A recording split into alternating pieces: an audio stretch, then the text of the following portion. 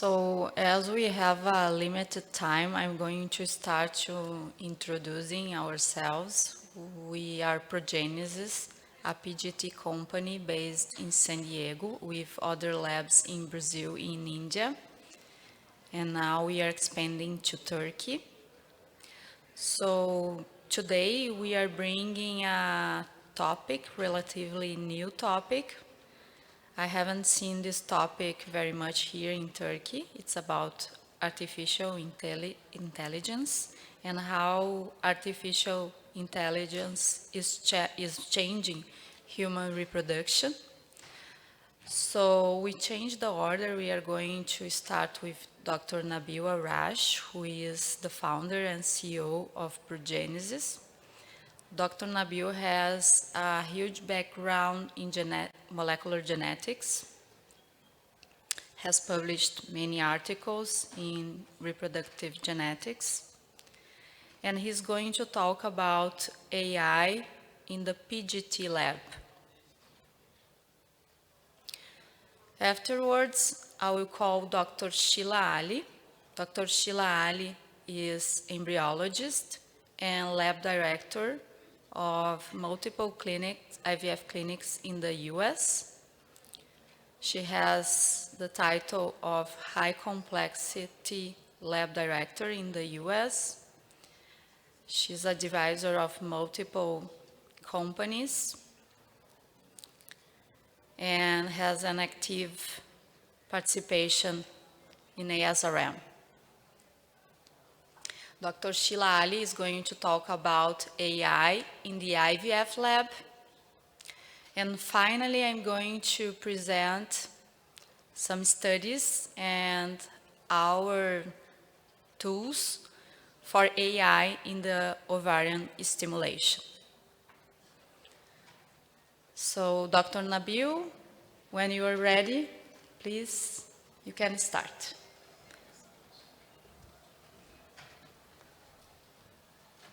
Thank you, Dr. Fernanda. Thank you for the introduction. My name is Nabil Arrach. I am the founder of Progenesis. A little bit of introduction about Progenesis. The company was founded in 2015. We are based in San Diego, California.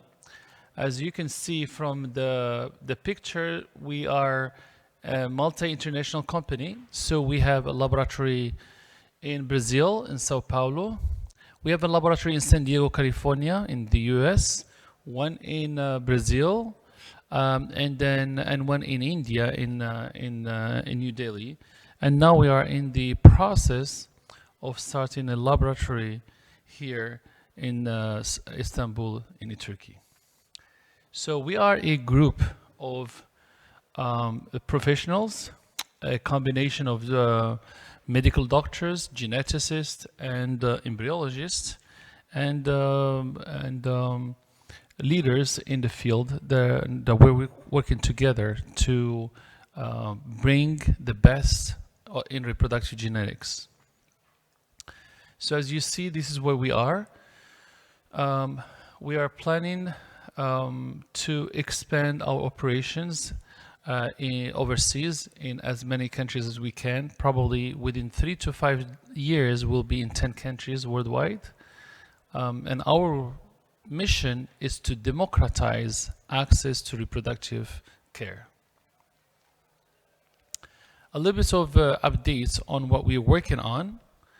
We are embarking in this experience of non-invasive PGT.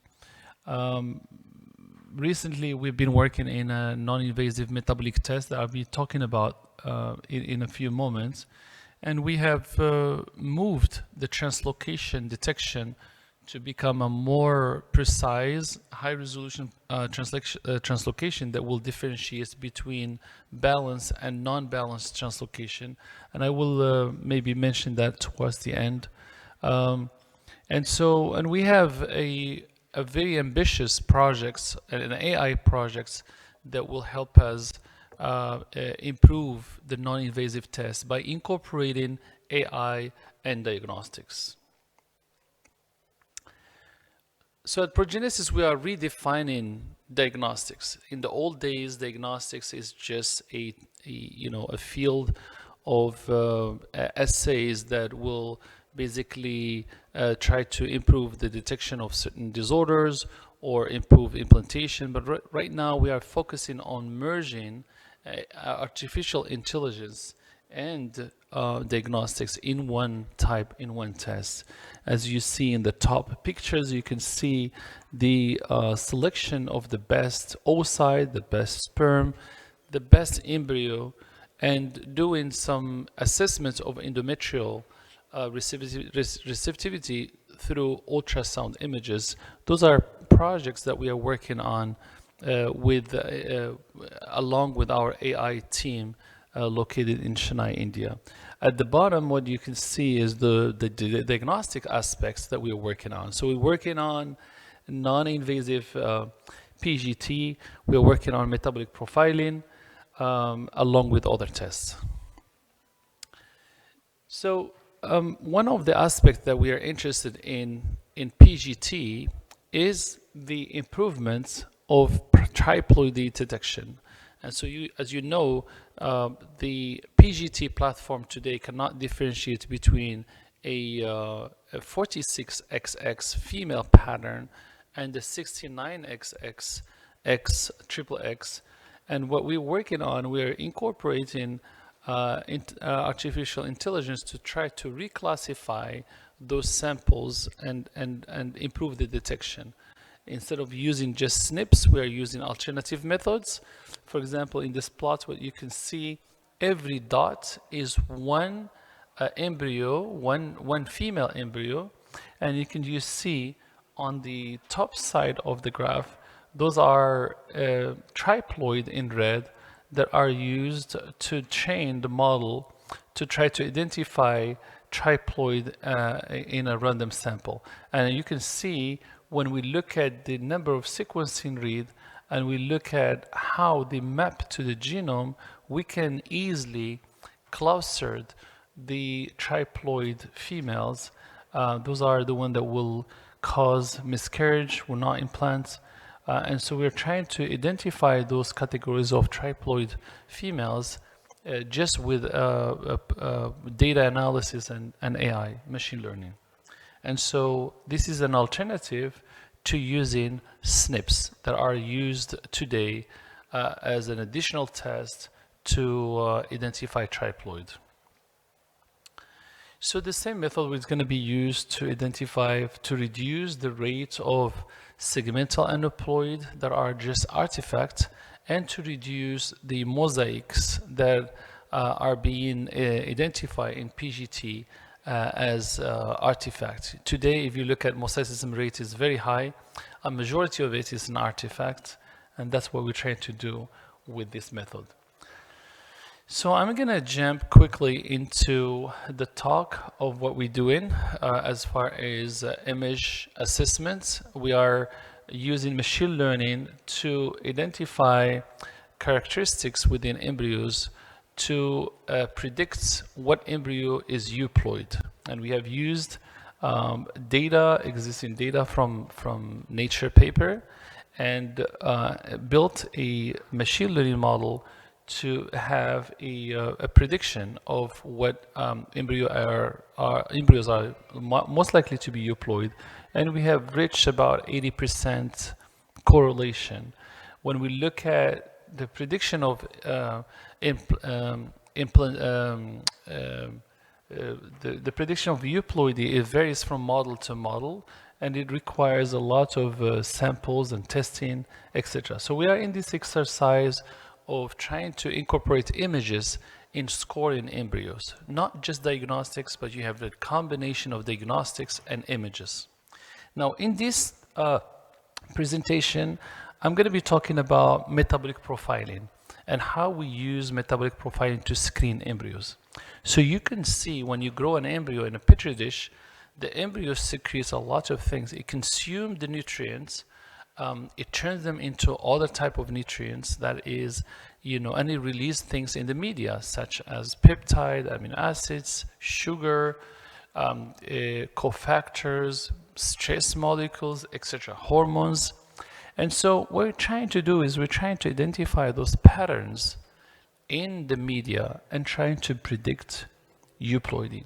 This is a typical plot where you have two colors. One color is the media alone, and the other color is the actual embryo metabolizing nutrients. So we've done a study using 200 samples from patients, of which 150 were tested with MALDI, with the mass spec. And then with the mass specs, we have identified all the molecules in the media, and we have in a typical case, you have about 1,000 molecules per sample. And then we have used machine learning to train the model to identify euploid based on metabolic profile. And these 50 remaining sample were used with high resolution mass spec to identify the exact molecules present in the media so we can use them as markers. And so this is the machine learning training sets or training model. And so what we get is by using models from a decision tree to random forest to logistic regression and dense neural network, with some classifiers, we get about 86 to 94% correlation. So this is the correlation that will allow us to identify the likelihood of an embryo being euploid just by looking at the media, looking at the metabolic profile of the media. So obviously, when you look at all the tests available today, you have non-invasive PGT that gives you about 80%, but the non-invasive metabolic profile gives you about 90%. And when you look at images of embryos, you get about 80% in general. So when you combine all these tests in one, you should be able to increase the likelihood of choosing the right embryo. You can see here, you can have the non-invasive PGT with genomics, then you have the metabolomic here, and here you're going to have the AI score, and all these scores will be added to give you a global score of an embryo. And that's how you would select the best embryo possible. This is what we're working on, trying to remove the use of biopsy in embryo scoring and replace that by non-invasive tests, but also combining diagnostics and artificial intelligence. Another project that is very important in the medical field is to try to understand to classify patient by groups. Now, if you are a physician and you have a patient, it's hard to know if that patient is similar to another patient you have seen a year ago. But if you add the criteria such as the fertility history, the genetic profile, the diagnosis of the patient, the STEAM, prior STEAM, and an outcome, with AI, you should be able to reclassify your patients into groups. And so the treatment becomes a lot more specific based on history using artificial intelligence. This is a concept that we have built where you can look at any patient in real time. You look at the simulation protocol, for example, and then you can look at what the level of FSH in this case, what is the maximum and the minimum that will lead to pregnancy. And that is a concept to try to adjust your stimulation protocol in real time based using AI approach. And the same thing goes for other hormones. And so that's the concept that we are working on. So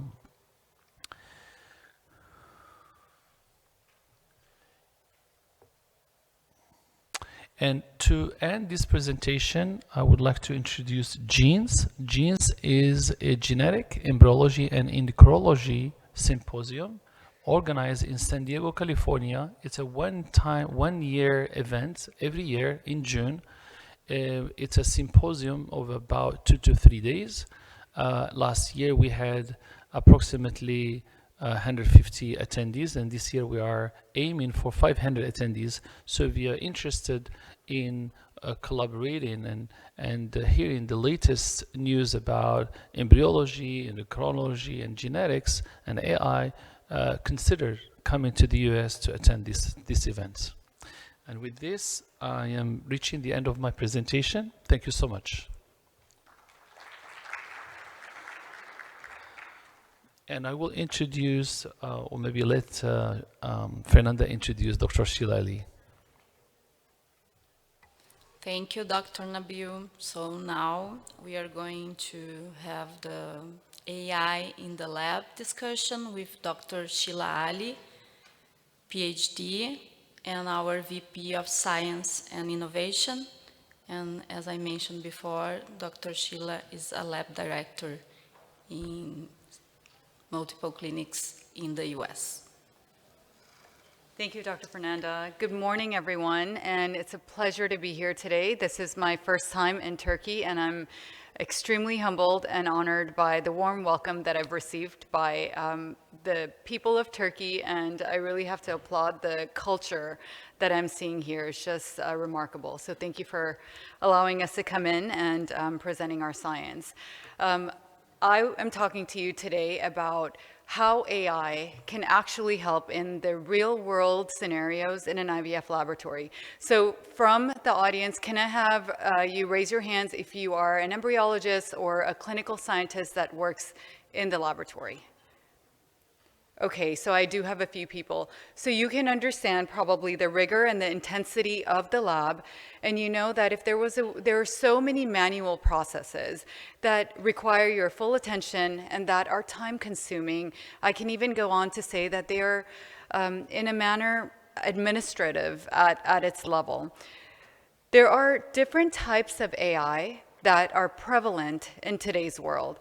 And to understand if AI can help you in the IVF lab, you need to understand first what AI is and the different levels of AI.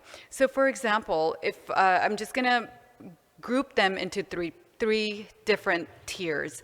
One of the tiers of AI is, everyone knows, you grab your phone and you say, you know, like, hey Google or hey Siri, you know, show me my calendar today.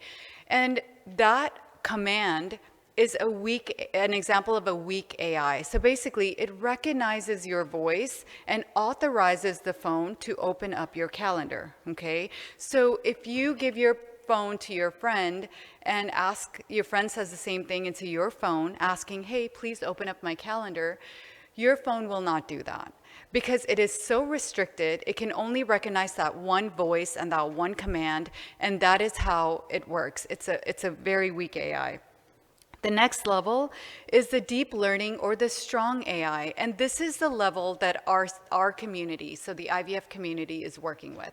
We want to understand the problem, and we want our AI to know all of the possible routes and devise a solution that is the best fit that will get us to the very end, the quickest, in the shortest amount of time, with the highest accuracy, so evidence-based approach.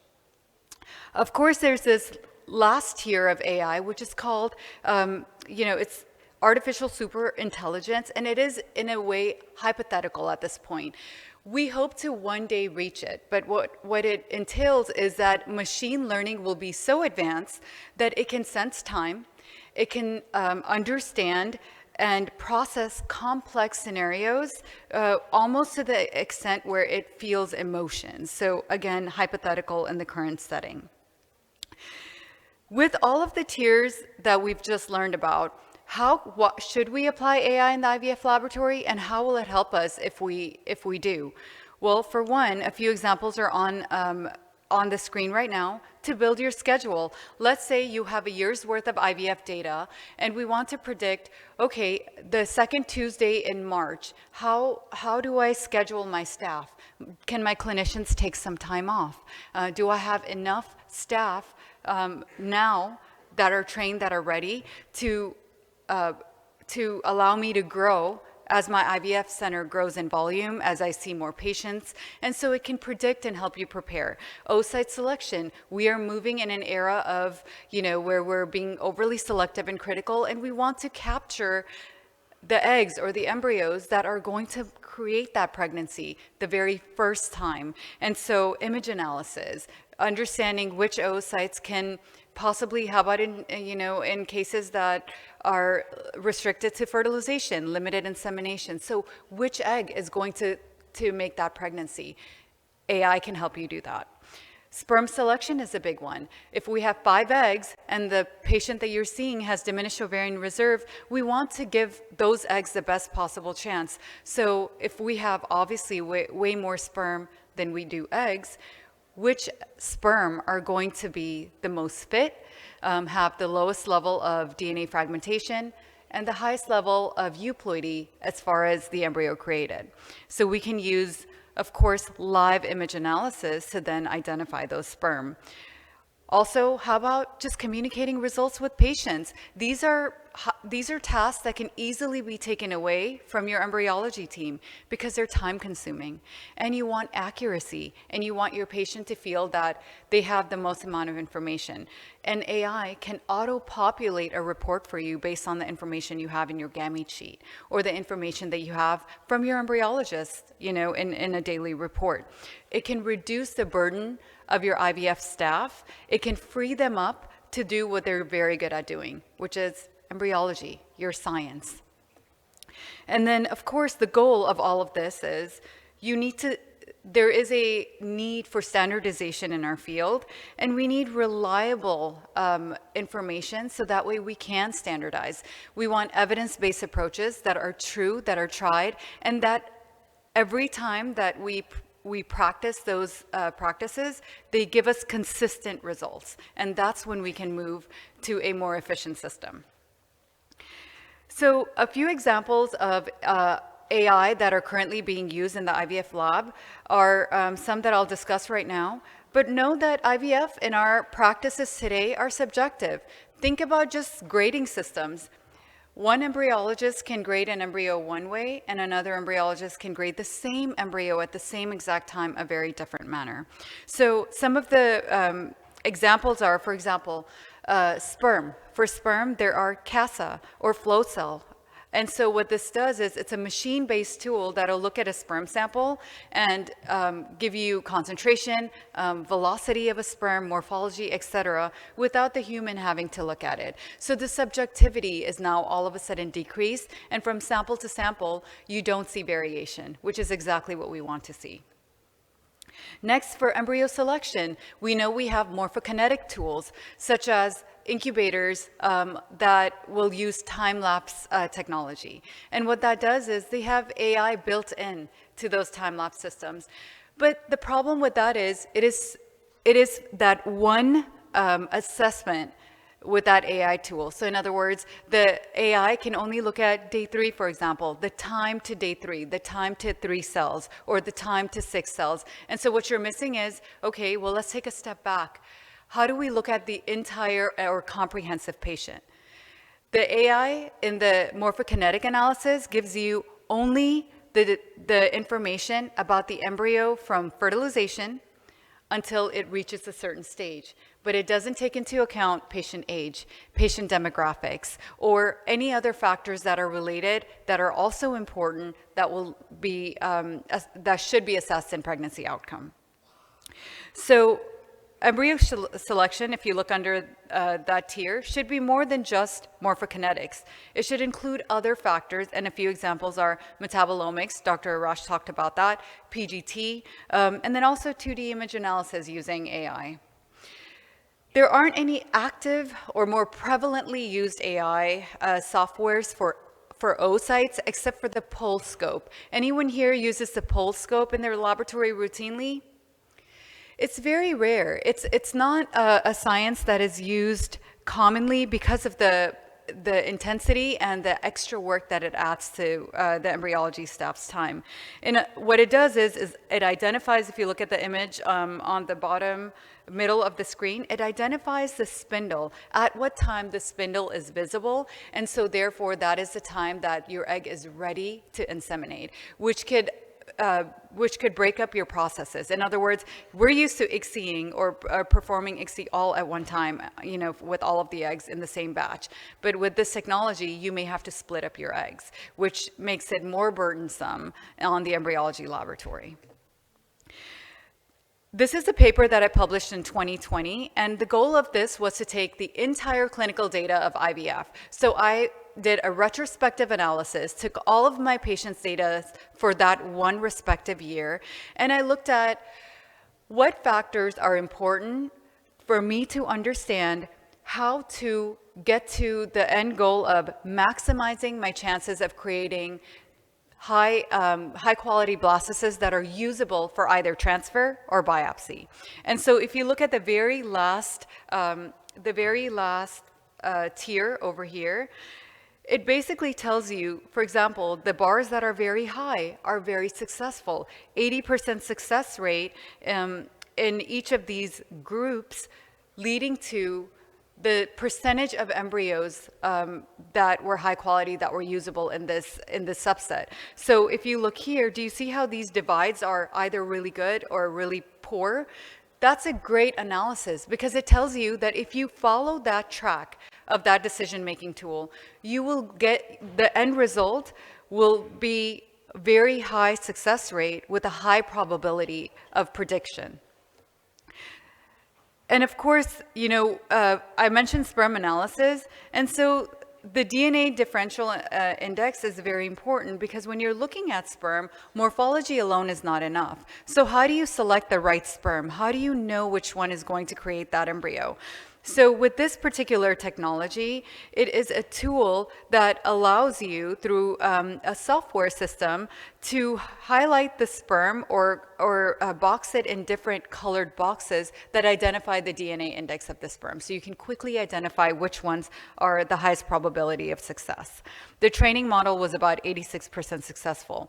And then there are so many publications that look at AI in selecting embryos versus a human or an embryologist selecting embryo. And if you look at every single study, the AI supersedes human selection.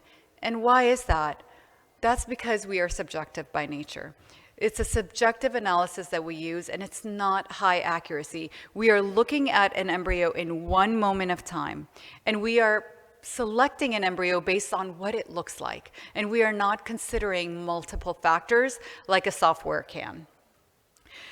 This is another study that is not published yet, and what we looked at is, well, we want to look at multifactorial analysis. So what factors are important in identifying that embryo to get to the live birth? Well, here, what we measured is we found that through the Progenesis Revela portal and our data, we found the critical components in our study was that the earlier the embryo reaches a state, so in this case, day 5, with a mitosure, or the overall mitochondrial health of the embryo at the time of biopsy, less than 0.98. And there was a very clear difference in the way clinics perform. So we noticed that there was a dichotomy. Some clinics performed at a high level, some clinics performed at a low level. So these high-performing clinics, when there's a combination of those three factors, you certainly get to a point where you maximize your implantation and live birth rate. So AI tools can help you identify, well, these are the three factors. Now I need to select my embryos based on these models. And the main reason for incorporating AI into your laboratory is because it can relieve your stressors, right? It alleviates some of your burdens, so that way you have free time in the lab. So the Revela portal that Progenesis offers, by the way, it's complimentary. There is no extra fee for this service. You have the power of logging into a portal, looking at your data and assessing it live to reduce the stress that you see here on the screen. So it gives you power of integration. It augments just your PGT report, providing you a more robust analysis, so that way you can target exactly what it is that you're looking for in your data, and then select the embryos based on what is important to you, how your particular clinic performs, rather than necessarily basing your data on a large subset of data that is not your particular clinic's data. So the key here is use available resources that you have, even if you don't have the AI readily available right now. The Revela portal can certainly do that for you. We really believe in a multi-combinatory approach, meaning that you need to look at your data from multiple angles, using multiple resources to then come to a conclusion or a final decision that is evidence-based, that you can certainly find success and with constant accuracy. Dr. Arrach mentioned some research studies that we're doing, and we're here in Turkey because we want to introduce that research to also this demographic. So the one that we're concentrating on right now is the non-invasive or the spent media, and we are enrolling our centers in this study right now. So what we'll do is using the spent media, looking at metabolomic profiling, non-invasive PGTA, and AI using static images to give you that ranking score that we had just discussed earlier. And so the combination will give you a much added success and hopefully get you to a tier where your patients will also notice that the first attempt will be a much higher success rate than having to consistently try multiple attempts, especially for those patients that are very difficult as far as prognosis are poor, and then it's just a challenging case. So thank you for giving me your time and attention, and we hope that we can bring this to this area in Turkey. And with that, I'd like to introduce Dr. Fernanda Pacheco for her presentation next. Thank you.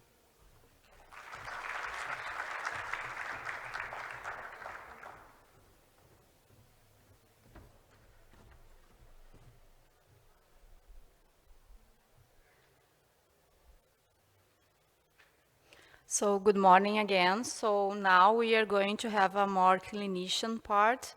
Dr. Arrach presented the reproductive genetics, Dr. Sheila the embryology, and now let's see the clinician part. So artificial intelligence in the ovarian stimulation, this is my disclosure. The agenda for today, we are going to discuss the multiple decision-making we need to do during ovarian stimulation. Then I'm going to talk a little bit more about Revela Portal that Dr. Sheila and Dr. Arrach already explained a little bit. And I invite all of you to go to our booth and know more about our services, and especially Revela, because it's a very helpful tool in your lab and in your practice. Because offers data analytics, it's good for counsel patients, taking decisions, and also give you the opportunity to improve your practice. And then let's talk about artificial intelligence. So even before starting a cycle itself, there are several decisions we need to do. We need to define if this patient needs a previous treatment before initiating the cycle, like pills or analogous. And then we need to decide when we are going to start. It's going to random stimulation. We are going to start on day 3. It's oncofertility, fertility preservation. What's the dose? What's the protocol? We are going to increase the dose during the stimulation, diminish. When we are going to include antagonists if necessary, when we are going to trigger this patient, and so on. So this is Revela Portal. It's a big data. We have now more than 200,000 embryos analyzed since 2014. And this is real time. So if I have this number today, tomorrow it's going to be another day. So many people, if they want to know their mosaicism rate, they need to ask for their embryologist to review their Excel, and it's probably going to take at least 3-5 days to get a result. Here is real time. We have more than 120 clinics as partners, 145 embryologists, and more than 300 physicians. So one example, there is a doctor in Brazil who says that this is a Disneyland of information. So you can play here in the portal, you can choose the data set. Let's compare the antagonist protocol with agonist protocol, and let me see my euploid rate. Is there difference? Should I change my protocol in the future? And you can also look at patient age, and it's going to change the rates in real time and in seconds.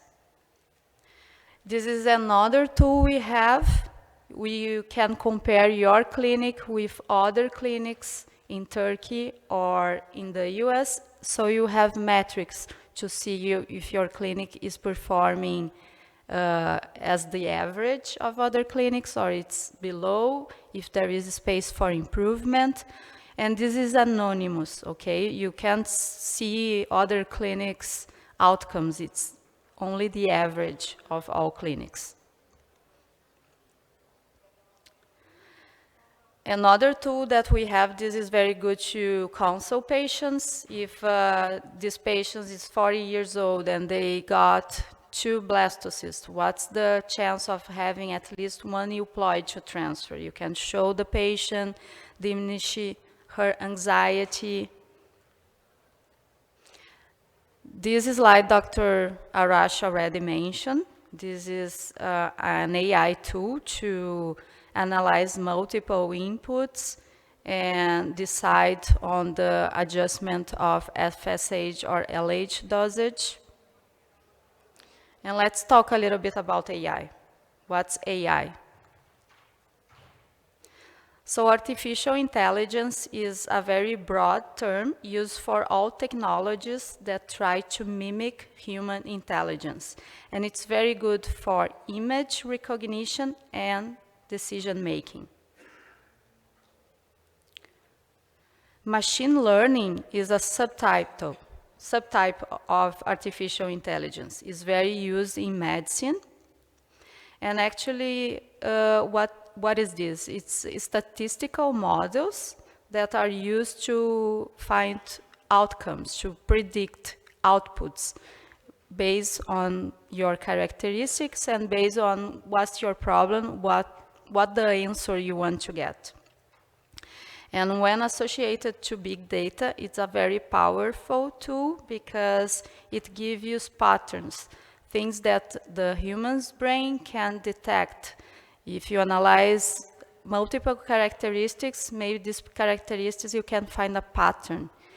For you, it's inconclusive or randomly, but the machine is very good to find patterns and give you outcomes. And deep learning uses even more complex statistical models.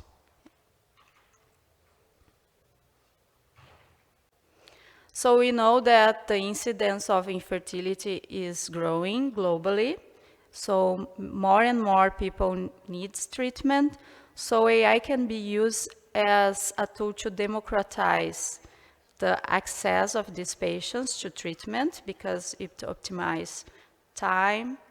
Also is good in clinics that have shortage staff or not so well trained REI in ovarian stimulation decisions. So we have several studies about tools comparing this tool with the human decision to find what's better. And that's how it must be done. First, we need to train the algorithm, then challenge the machine, and then compare with human decisions, right? In case of decision making. So here are examples of some publications, tools for decision making, tools to predict live birth. And we use in general age to predict live birth. The machine can use other characteristics to find the prediction outcome. AI, as Dr. Sheila mentioned, can be also used to improve your clinic flows and schedule. For example, I want to trigger this patient today, but in 2 days my lab is very crowded. So can I trigger next day? So the machine learning can answer if it's a good decision making, if it's possible to delay your trigger if you are going to have a good number of M2, and then adjust your schedule. AI is being used for follicle monitoring. You use 3D ultrasound. It shows no inferiority when compared to 2D ultrasound made manually. And besides, it optimizes time, diminishes the number of ultrasounds that the patient needs to do, and you can predict the trigger timing and also avoid hyperstimulation. So in general, doctors, we use the two-dimension follicle to predict when we need to trigger, and some doctors also test blood work to see the profile of hormones, to take this in consideration. It's not standardized. Each doctor has their own decision, sometimes 2 follicles more than 16 or 2 more than 18. And AI helps to standardize practices. And AI also can look into other characteristics, not just hormone profile and follicles, to find the best timing for triggering.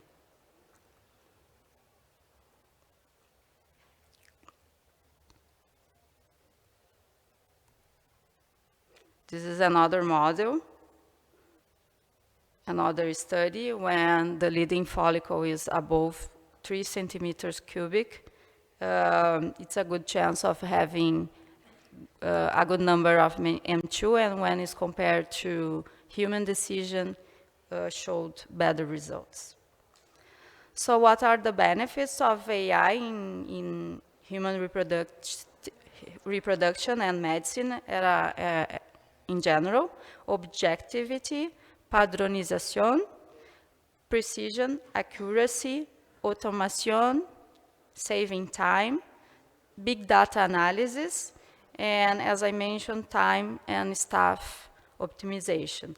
However, we have obstacles for AI implementation, like validation, testing the models. We need a diverse and a great number of cases to build a good model. Also, it needs to be anonymous. We need to preserve anonymity of patients. It will be better used if we use in an accessible way to democratize access. Also, regulation can be challenging, especially in the US. Europe is more flexible, but it's becoming more complex. And also we need to educate our professionals. Many people are afraid of AI, but I believe we can't avoid this technology. And we need to understand that it's not going to steal our jobs. It's like who uses ChatGPT. Sometimes I use ChatGPT to write emails, but I always review, and this is just a tool to give me suggestion, to help me in my decision making. But at the end, there is a human being reviewing and choosing if it's okay or not. And also another complaint about professionals is about the black box. But as we compare treatments and tests, the computer scientists also compare statistical models. They also choose the best model for each problem. Thank you very much. Teşekkürler. So we are going to have this raffle. It's an iPad, so I ask everybody to scan this QR code and fill our survey, and we are going to announce the winner on Saturday morning during the coffee break. And I repeat the words of Dr. Sheila. It's very nice to be here in Turkey. I've been here now for almost 3 weeks, and it's my 3rd time in Turkey.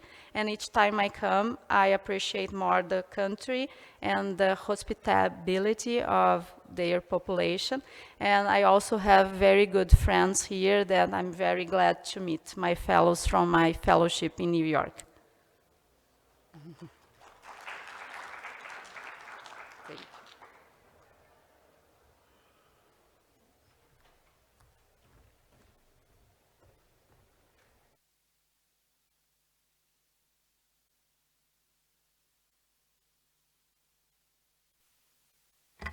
And one more thing, we would have time for discussion, but we are just in time. I think we are not going to have this time for discussion, so I invite all of you to go to our booth. Dr. Nabil wants to speak. Maybe we can take just one or two questions if there are any in the audience, right?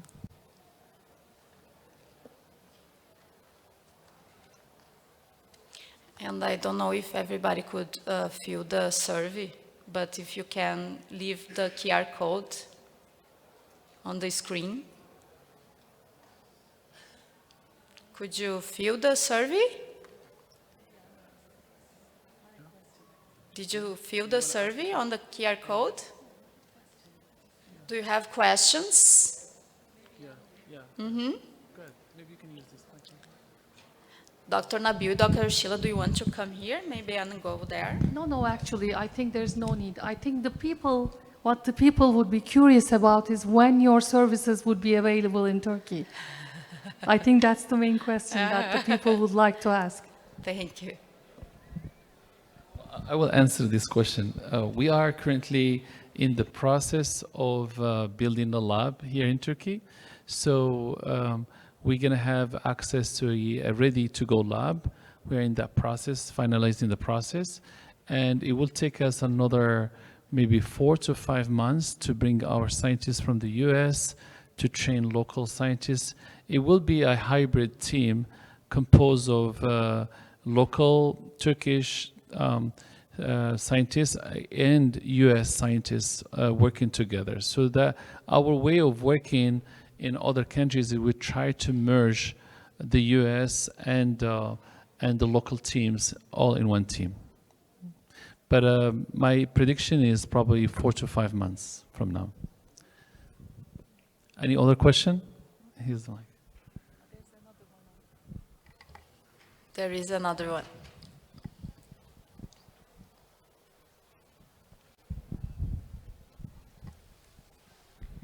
Thank you very much for your presentations and for the nice introduction, I think, about progenesis.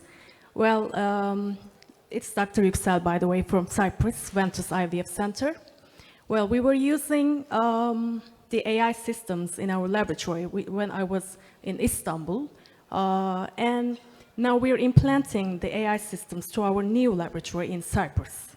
So what I'm curious about your system, well, from the embryologic part, there are the most two known companies. I'm not going to mention the names in here, but one of them is using the statical image on day 5 embryo, and they're saying that they're using more than 2 million parameters from a single image. And the other firm is using the TLI system, TLI-based images. And now your difference, I think, if I'm wrong, please correct me. You say that you're using multiple parameters, adding the morphokinetics, statical images, and also the metabolics. Is that correct, first of all? Yeah, exactly. So our approach to artificial intelligence is that we're not restricted to images, static images, or time lapse. Because if you look at the landscape in the laboratory, so you have those companies that are doing just diagnostics, meaning PGT and genetics, and you have those that are doing just AI, but you don't have anyone that can bridge between the two fields. What we do is we combine diagnostics with AI, so that you don't rely just on images, you also get the diagnostic information combined with AI. And that's how we feel like when you try to use just images, the maximum correlation you'll get is 80%. And if you use non-invasive, genomics is also about 80%. With our metabolic profile, we get about 90%. But I'm sure if you combine all this information into one score, you're going to complement the deficiency in each technique so that you can get a better correlation overall. So our approach is to combine diagnostics and AI in one approach. And does this system also include the sperm selection and oocyte selection in the AI approach? We have not started with sperm and with eggs, although there is a plan to do egg assessment with AI, but we are right now focusing on embryo images and with spent media, so combining the two. And we are also interested in looking at endometrial ultrasound to predict the best time for embryo transfer, because we know that physicians currently are using only the endometrial thickness as the parameter to transfer, but there is a lot more information in ultrasound images than that. Thank you. Any more questions?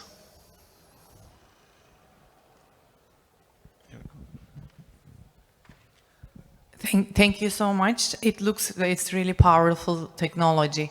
I was curious that some variables are taught to the machine. So this is in terms of IVF, it's the metabolics, let's say, the PGT data, and as well as the morphokinetics. Is there an optimal data to give to teach the machine that's optimal?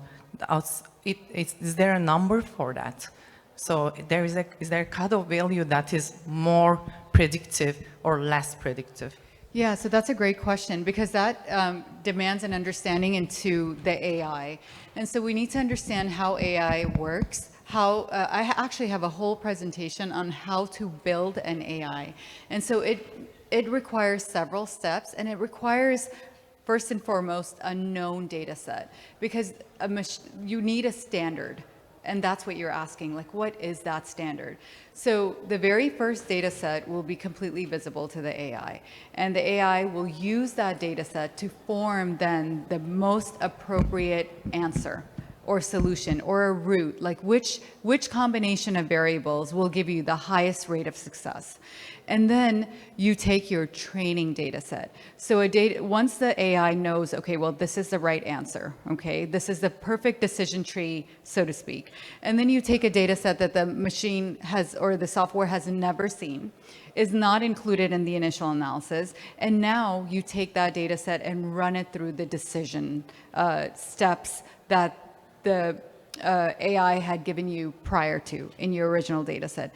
And that is key, because if there are any deficiencies in your AI, that training piece is so critical, because then your AI will perturb and correct for the unknowns that it had in the first time. So that your variables, that new variables that come in other words, your patient information, your real-time data, then it can predict the outcome with accuracy, because it had been trained correctly. So those are the key parameters. And with any AI system, the data set has to be diverse, and the more variables that the AI has, the higher its accuracy is going to be. So this is why Dr. Arrach was mentioning that we don't want to only look at images, or we don't want to only limit our AI to one component at a time, because what you get is a very limited approach, and then your accuracy, regardless of how high it is, it's limited to just one subject. Whereas if you broaden your scope, then what you do is you increase your accuracy, and with a combination of those variables, you are going to see that significant difference in your lab, and it's going to be evident to you.